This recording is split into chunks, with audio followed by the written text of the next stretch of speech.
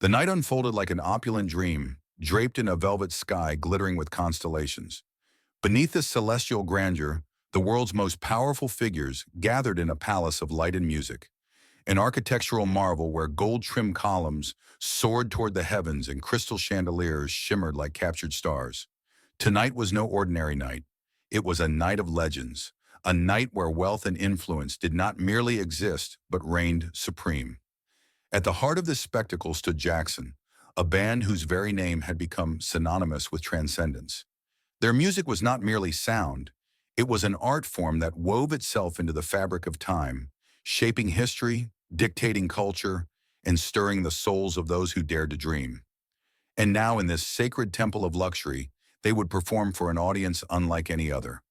An assembly of monarchs without crowns, rulers of industries, and architects of empires. The Grand Hall was a masterpiece of decadence, a place where elegance was not just displayed, but celebrated.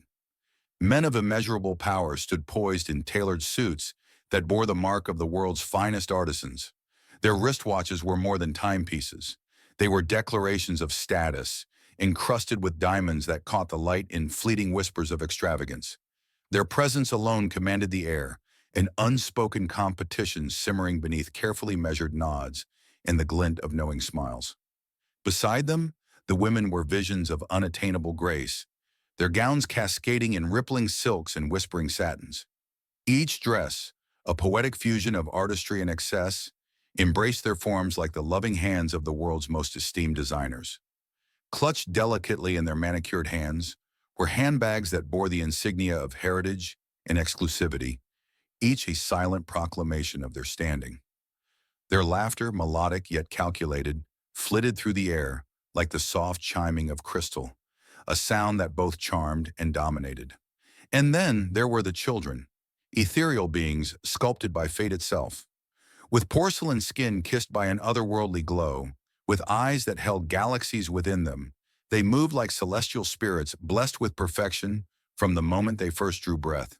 Their beauty was not one that needed to be adorned, it was a birthright, an unspoken privilege woven into their very existence. They were the heirs to untold fortunes, destined to inherit not just wealth, but the reins of the world itself.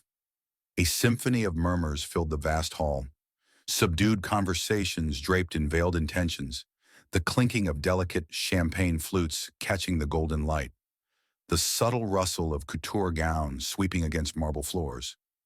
But then suddenly, a hush. The chandeliers dimmed, surrendering their brilliance to the stage that now stood bathed in an ethereal glow. A single beam of light swept across the vastness, illuminating the presence of the legends who were about to perform.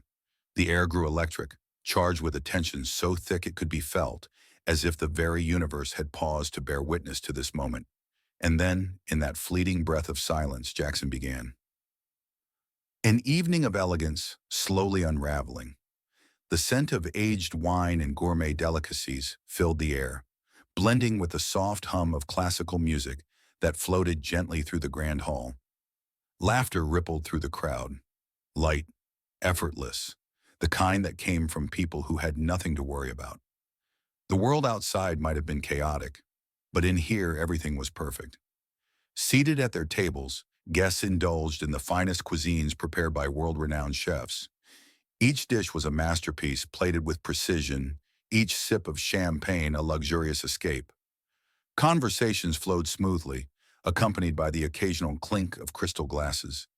A sense of comfort and ease wrapped around the room like a silk embrace, warm and intoxicating. And tonight, amidst this grandeur, a new generation had been invited to witness it all.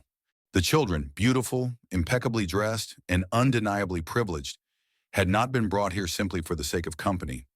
No, their presence served a purpose. Their parents, titans of industry and architects of power, had long understood that the world they ruled was not just about wealth. It was about relationships, about connections forged over whispered deals and shared luxuries. And so, their children had to learn. From the moment they could walk and talk, they were introduced to this world of silent negotiations and unspoken hierarchies. They were taught the art of the perfect handshake, the importance of an elegant smile, the ability to command attention without ever raising their voices.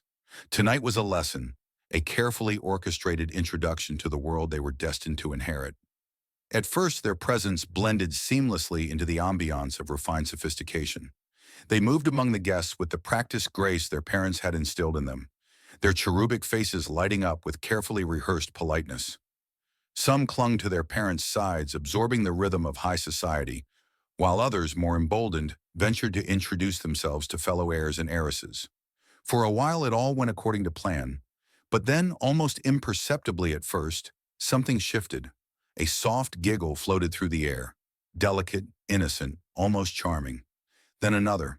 A group of children dressed in impeccable miniature versions of their parents' finery began to drift away from their designated spaces.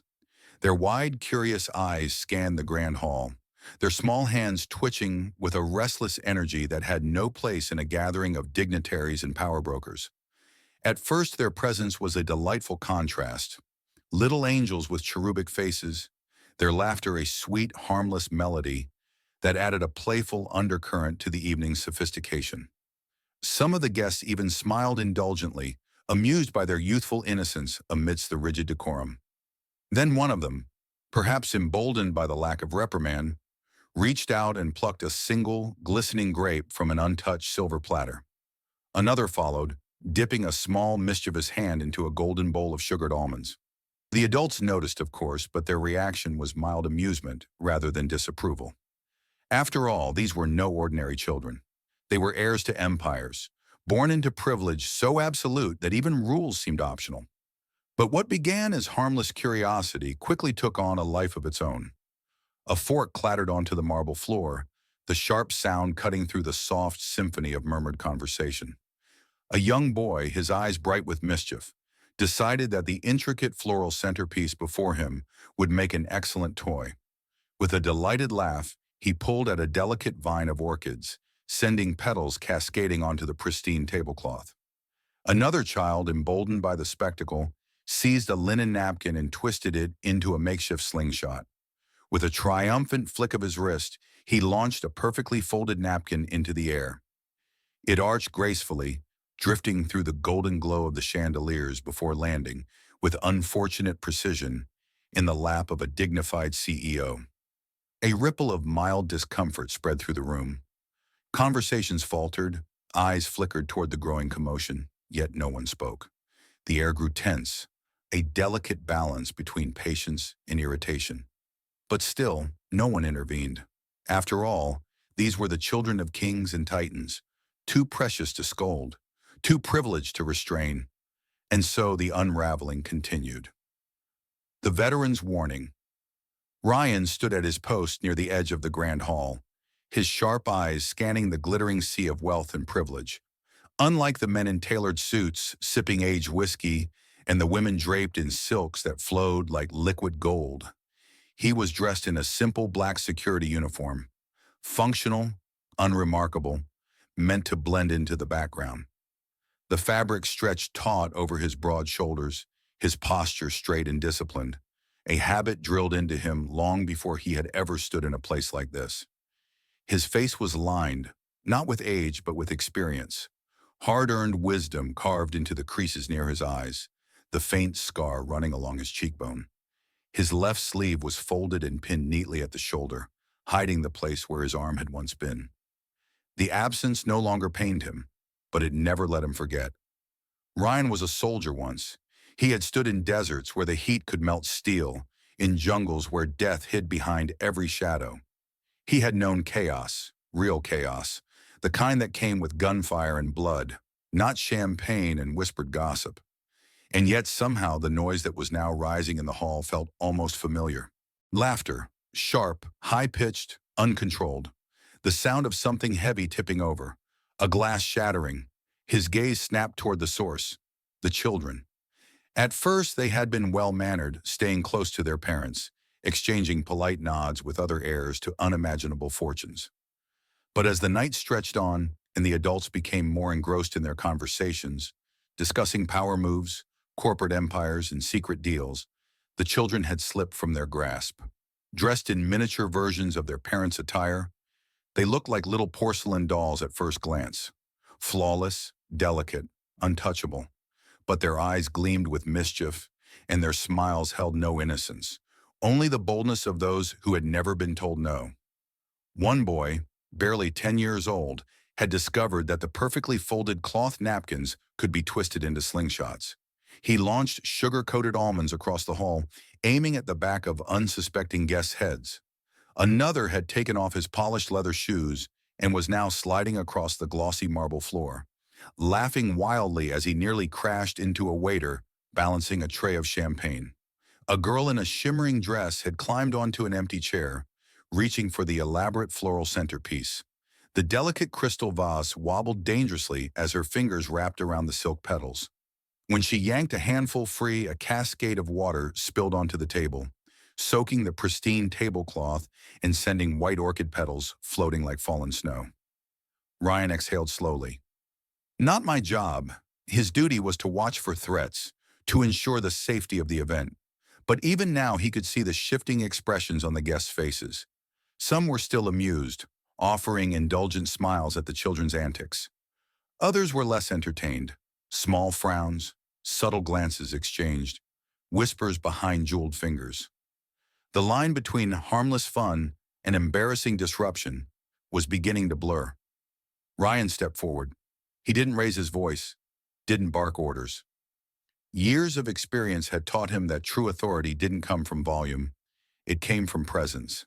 He approached a young boy standing near the dessert table, his small hand reaching for a chocolate-covered strawberry, just as a waiter was about to place the last delicate arrangement of pastries. The boy's fingers hesitated mid-air when he noticed Ryan's shadow loom over him. "Excuse me, young man," Ryan said, his voice calm but firm. "Let's keep it down a little, all right? We don't want to disturb the guests." The child blinked up at him, momentarily caught off guard. For a brief moment, Ryan thought he might actually listen. Then a voice cut through the air. "This is a party," another boy declared. Ryan turned slightly, his eyes landing on William. Golden-haired, dressed in a perfectly tailored suit that likely cost more than Ryan had made in a month, William exuded an air of effortless superiority. He was the type of child who had never been denied anything, whose entire life had been paved with red carpets and quiet whispers of, "He's special," from those around him. William crossed his arms, a smirk pulling at his lips. "We can do whatever we want." Ryan met his gaze evenly. He had seen this look before, not in children, but in men who commanded armies, in officers who had grown so accustomed to power that they no longer recognized authority in anyone but themselves. "A party, yes," Ryan replied evenly, "but that doesn't mean you can disrupt everyone else." The boy tilted his head, considering this. The other children watched, waiting to see what he would do. William's smirk widened, as if he had just thought of something particularly clever. Without another word, he spun on his heel and bolted toward his parents. Ryan exhaled sharply. "Here we go." Across the hall, William's father, one of the wealthiest and most powerful businessmen in the world, was deep in conversation when his son came barreling into his side, tugging at his sleeve with dramatic urgency. "Daddy, that man won't let us play." The words cut through the hum of polite conversation like a blade. Heads turned, eyebrows raised. Some guests exchanged amused glances, while others merely watched in silence, waiting to see how the situation would unfold. Ryan remained where he stood, his expression unreadable. He had faced enemy fire, walked through minefields, and seen the kind of destruction most men could not imagine. And yet, somehow, in this room full of kings without crowns, he knew this was the kind of battlefield where men like him never won. Clash of power and pride. Ryan stood his ground as the murmurs spread through the crowd, his expression unreadable. He had been in enough situations like this to recognize when trouble was brewing, not the kind that involved bullets and explosions, but the quieter, more insidious kind. Through the sea of tailored suits and designer gowns, a man stepped forward with slow, deliberate movements. John. He was tall, immaculately dressed, and carried himself with the confidence of a man who had never been questioned, never been denied anything in his life. His cufflinks gleamed under the chandelier's golden light, and the watch on his wrist, likely worth more than a house, caught the reflection of the grand hall's opulence. He didn't look angry, not yet. He looked amused, as if what was unfolding before him was nothing more than a minor inconvenience, a trivial game he was about to win. Placing a hand on his son's shoulder, John cast a brief glance at William, whose smug expression confirmed that he had already won the first move. Then he turned his gaze to Ryan, eyes cold, calculating. "I assume you're the one who thought it was appropriate to scold my son?" John's voice was smooth, practiced, the kind of voice that had closed billion-dollar deals and dictated the futures of lesser men. Ryan met his gaze evenly. He had dealt with warlords and commanders who thought they were untouchable. This man was no different. "I didn't scold him," Ryan said plainly. "I asked him to keep the noise down. This is a formal event, not a playground." John exhaled sharply, a humorless chuckle escaping his lips. "A formal event, you say?" He gestured around. "I see people laughing, drinking, enjoying themselves. My son was simply expressing himself. Isn't that what these gatherings are for? To build connections? To socialize?" Ryan kept his voice steady. "There's a difference between socializing and disrupting an entire event." He nodded toward the other guests.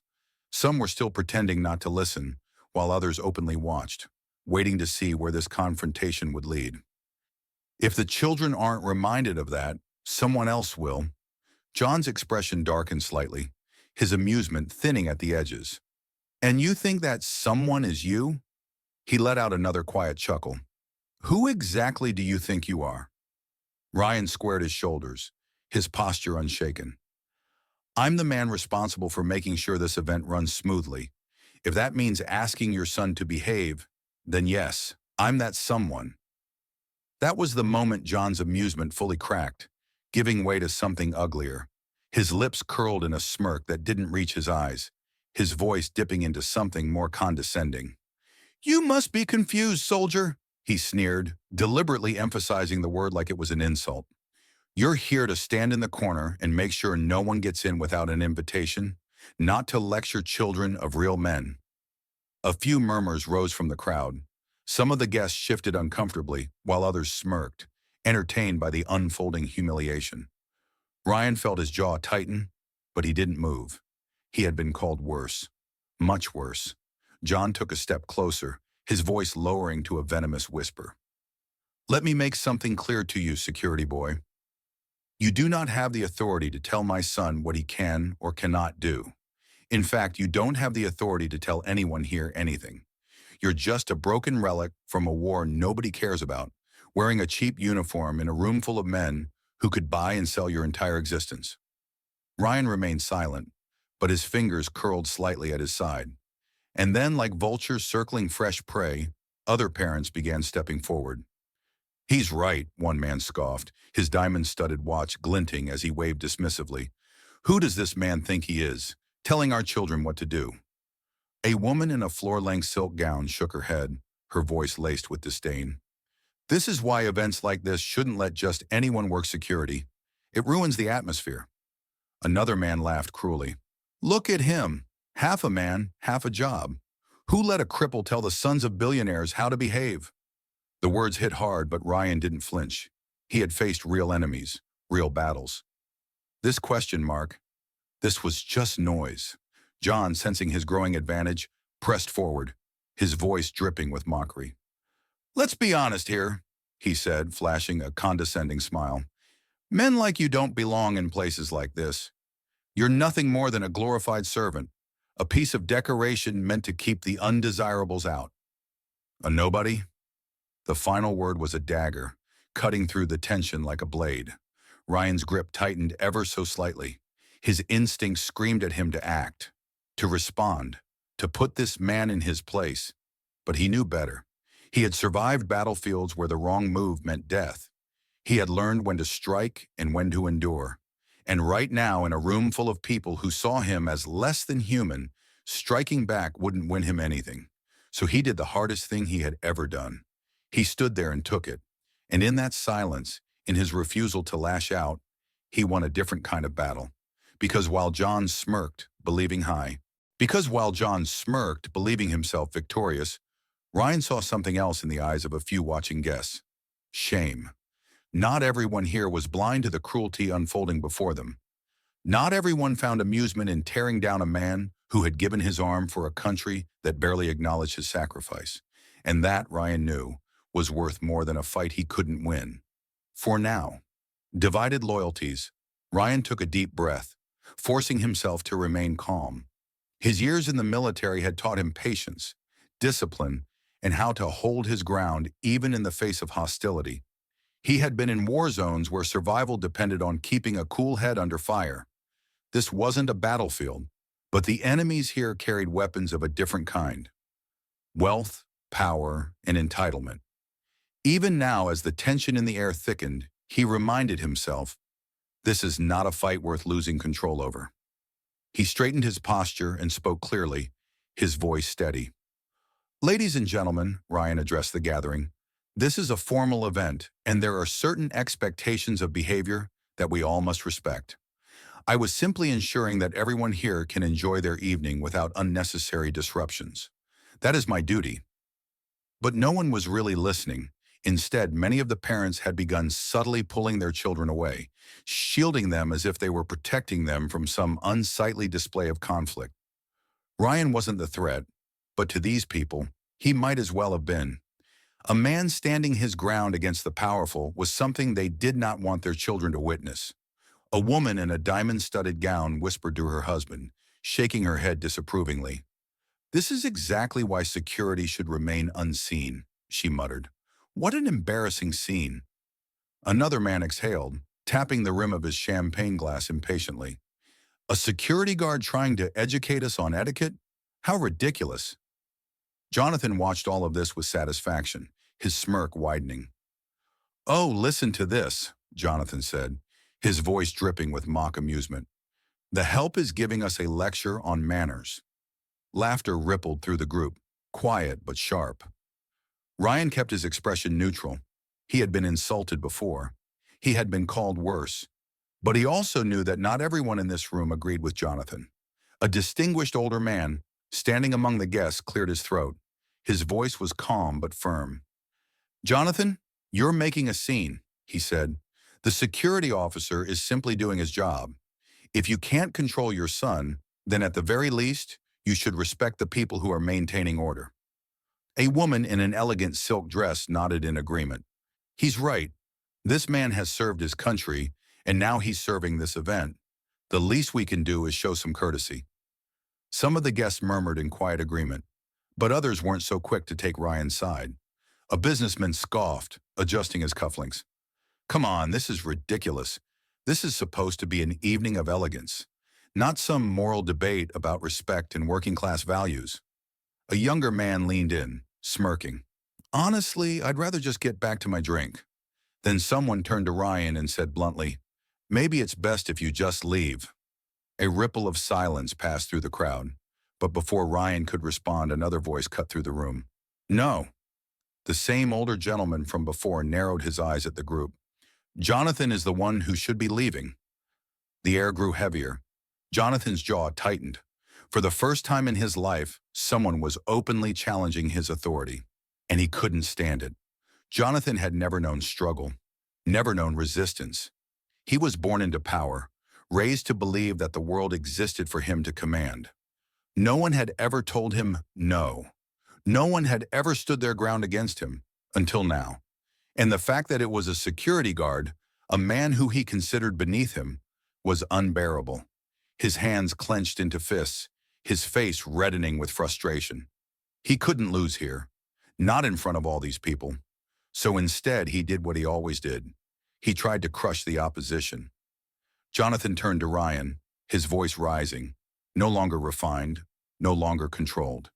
Instead, it was loud, crude, and borderline hysterical. "Do you think you matter here?" Jonathan shouted, his voice echoing through the hall. Guests turned, eyes widening. Some took a step back, sensing that Jonathan was losing control. "You are nothing," he continued, pointing a shaking finger at Ryan. "Just a pathetic one-armed veteran pretending he still has some purpose in life." The words were venomous, cruel, meant to wound. Some guests gasped. Others turned away, uncomfortable. But Ryan? Ryan didn't even blink. Jonathan wanted a reaction. He wanted to see Ryan break. But Ryan had survived war. He had survived losing a limb. He had survived far worse than the tantrum of a spoiled billionaire. So instead, he just stared, calm, unshaken. And that silence was what truly humiliated Jonathan. Because Jonathan realized Ryan wasn't afraid of him. And nothing terrified a man like Jonathan more than the idea of someone who refused to be controlled. But Jonathan, blinded by rage, wasn't ready to back down. He needed to win. So he threw out his final, most desperate insult. "You are just a damn slave, standing here pretending to be something you're not." Silence. A thick, suffocating silence that made even the chandeliers seem dimmer. Ryan's fingers twitched slightly, the first real movement he had made in the past few minutes. He exhaled. Slowly. Then he took one step forward. Jonathan instinctively took half a step back. Ryan didn't smile, didn't frown, didn't even raise his voice. But when he spoke, the room felt smaller. "I have fought beside men who gave their lives for this country," Ryan said, voice steady, controlled. "I have seen real power, real honor." He tilted his head slightly, his piercing gaze locked onto Jonathan's now pale face. "And let me tell you something, Mr. Callahan." Ryan's voice dropped lower, the weight of his words pressing down like steel. "You wouldn't last a day in my world." Jonathan's breath hitched, and in that moment he knew Ryan was right. Ryan didn't need money, didn't need titles, because true power wasn't in wealth, it was in presence. And Jonathan had just lost every ounce of his. The voice that commanded silence. The music came to an abrupt halt. The once harmonious melody, which had filled the grand hall with elegance and sophistication, was now replaced by a deafening silence.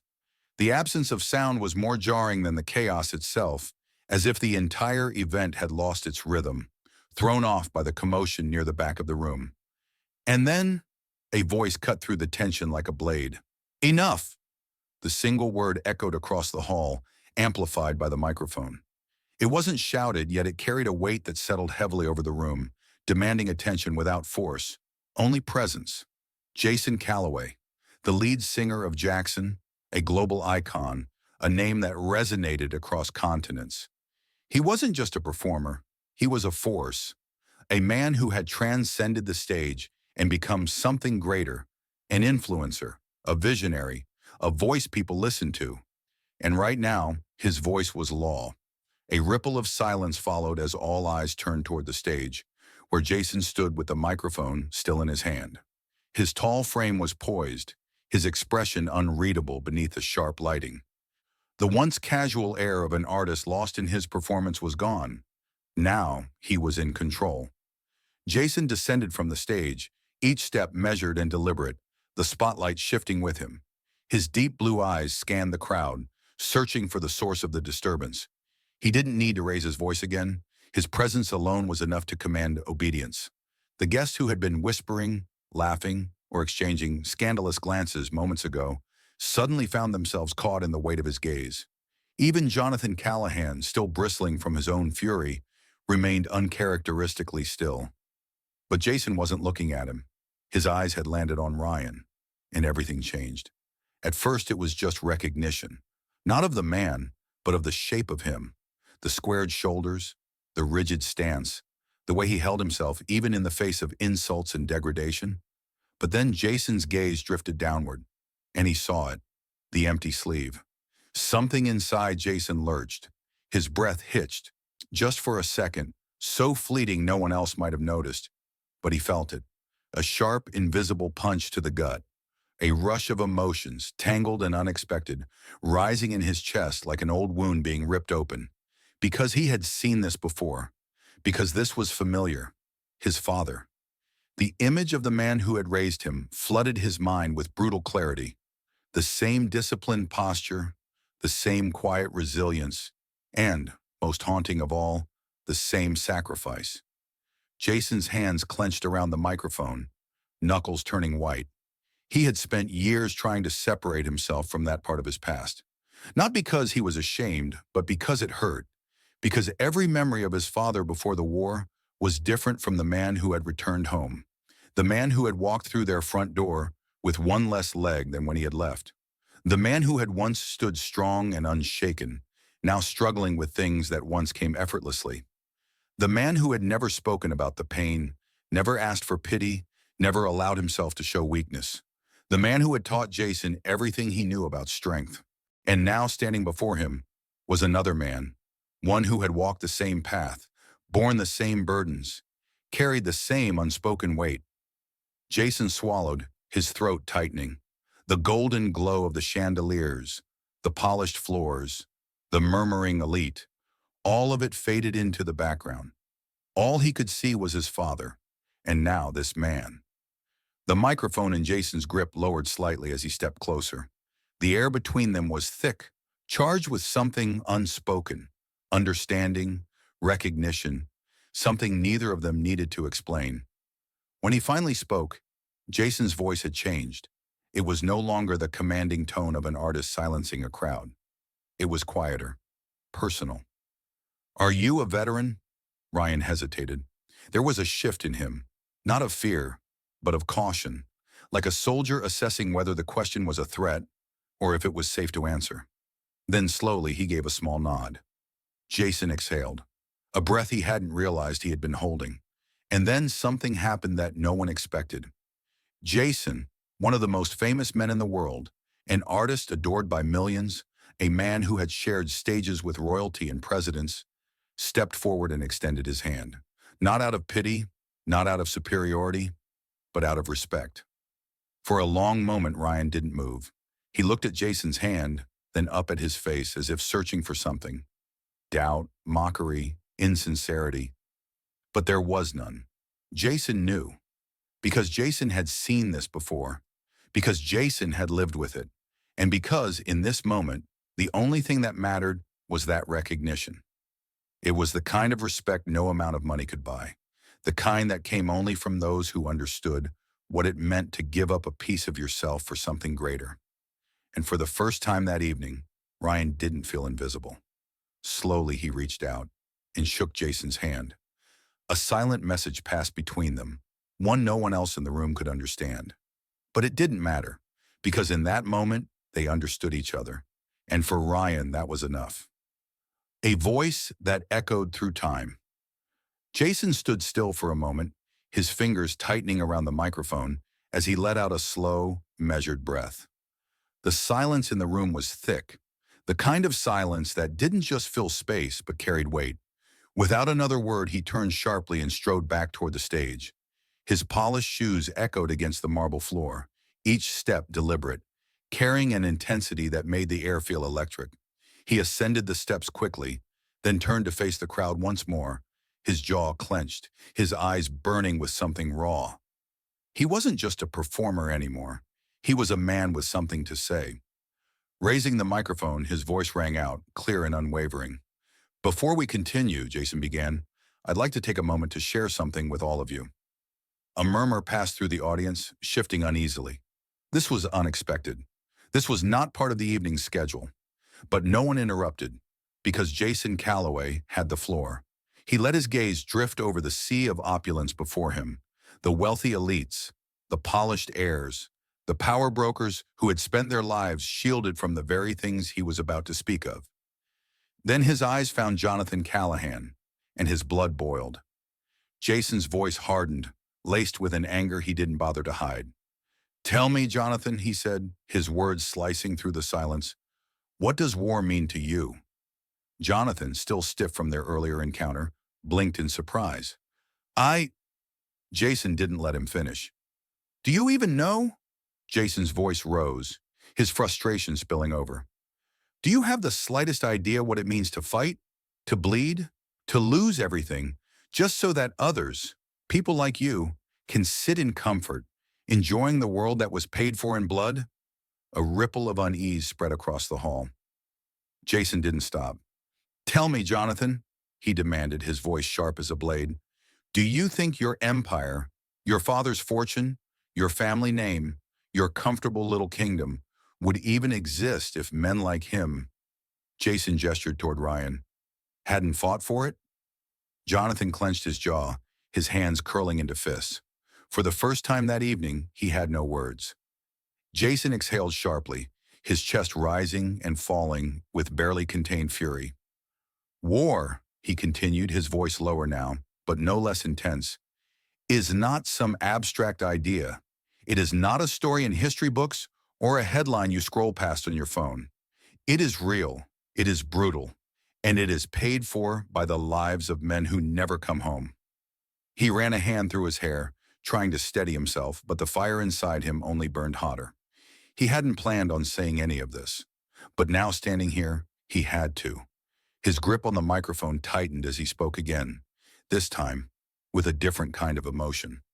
My father was one of those men. A hush fell over the room. Jason swallowed hard, the memories washing over him, raw and unfiltered. He had never spoken about this in public, never allowed himself to be vulnerable about something so deeply personal. But now he needed them to understand. My father, he continued, his voice steady but filled with something heavy, was a soldier, a man who left behind everything he knew, his home, his family, his future, to fight in a war he never asked for. He went because it was his duty, because he believed in something greater than himself. Jason's gaze dropped for a brief second, lost in the weight of memory. When he left, he was strong, he said quietly. When he came back, he was missing a leg. A few gasps broke the silence. Jason let the words hang there, let them sink in. He never spoke about what happened out there, Jason continued, his voice tight with emotion.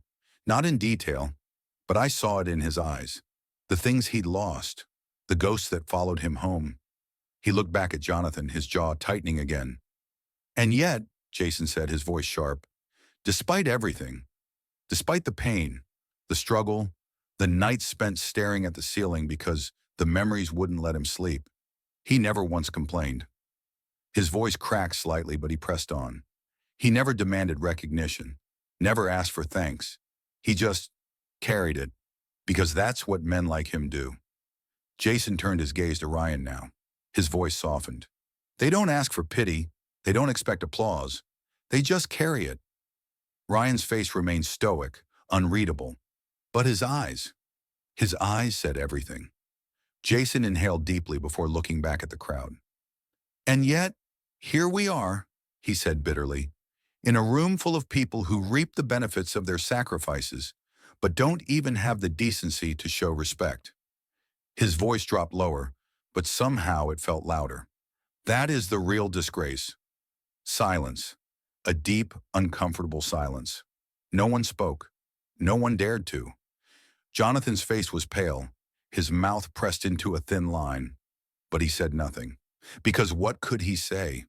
Jason looked over the room one last time, letting his words linger. Then stepping back, he adjusted his grip on the microphone.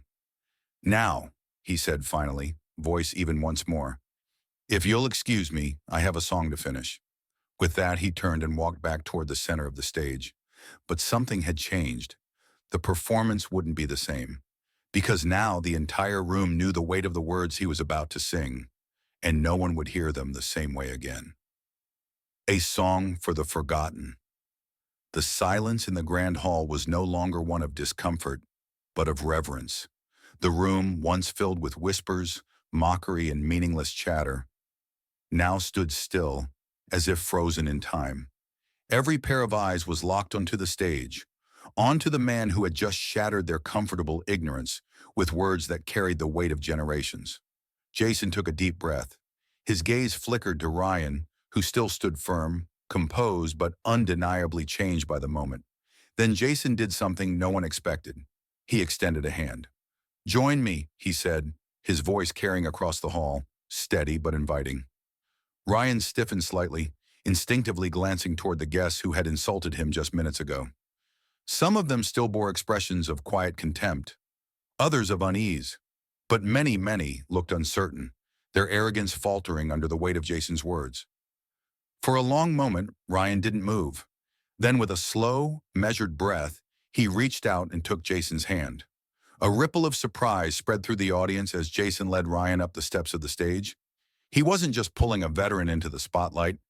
He was forcing an entire room of privileged elites to acknowledge him. When they reached the center of the stage, Jason turned back to the microphone. His grip on it was firm, his expression unreadable. Then, with the confidence of a man who had spent his life commanding the attention of thousands, he spoke. "I want everyone here to listen carefully," Jason said, his voice unwavering. "Tonight we are gathered in luxury, in comfort, enjoying an event that exists because of peace." He let that word sink in. "But peace doesn't just exist on its own," he continued, his voice deepening with emotion. "It was earned, it was fought for, and men like him," Jason gestured toward Ryan, "were the ones who paid the price." A pause. A heavy, suffocating pause.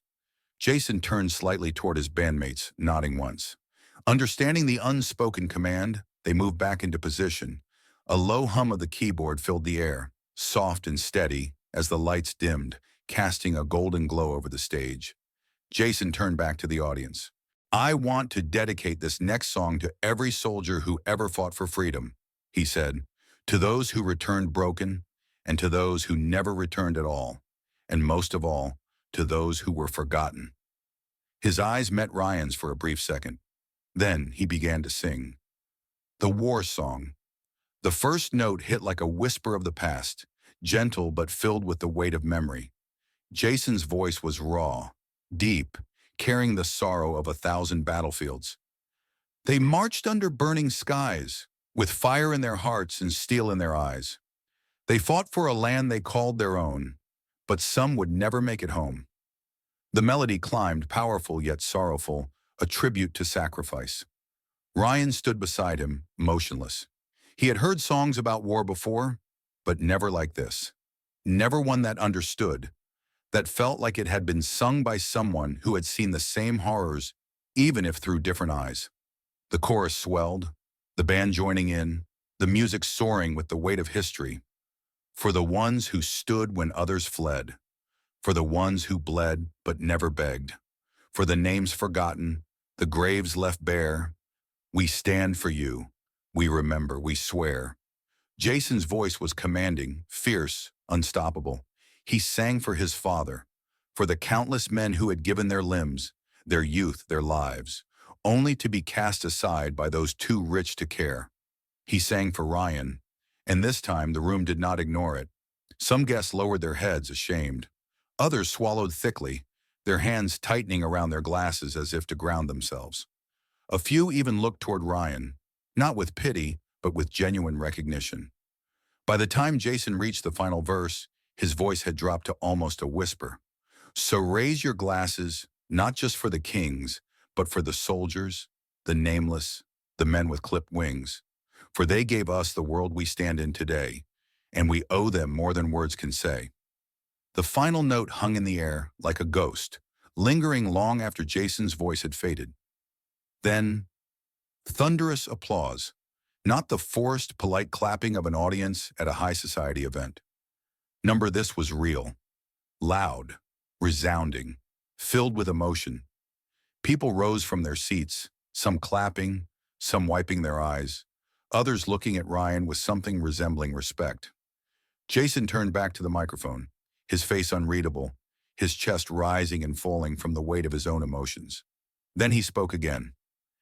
"This man beside me," Jason said, his voice quieter now but filled with undeniable authority, "is a veteran, a man who has given more to this country than any of us in this room ever will." He turned his gaze back to Jonathan, whose face had gone pale, his lips pressed into a thin line. "And yet, there are people in this room who dare to look down on him, who dare to call him lesser." Jason's voice hardened. "People who know nothing of history, nothing of sacrifice, nothing of what it truly means to earn your place in this world." A few guests shifted uncomfortably.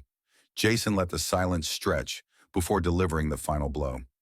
"So I ask you all," he continued, his voice softer now, but cutting deeper than ever. "Will you stand here, drowning in your own self-importance, pretending that the comforts you enjoy weren't built on the backs of men like him?" Another pause.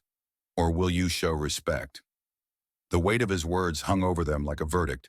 Then, one by one, people began to stand.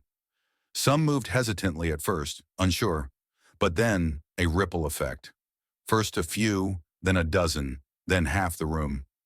By the time the applause swelled again, the entire hall was on its feet.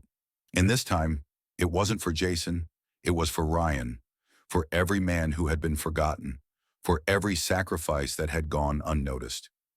Jason exhaled slowly, then turned toward Ryan. "Tonight," he said softly, "we honor you." Ryan's throat tightened. He had fought in wars, he had faced death, but this was something he never expected. For the first time in years, he felt seen. And for the first time that evening, Jonathan Callahan was silent. A legacy to remember, Ryan stood motionless as the applause thundered around him, his chest rising and falling with slow, measured breaths. He wasn't a man easily moved. He had faced too much, lost too much. Recognition had never been something he sought.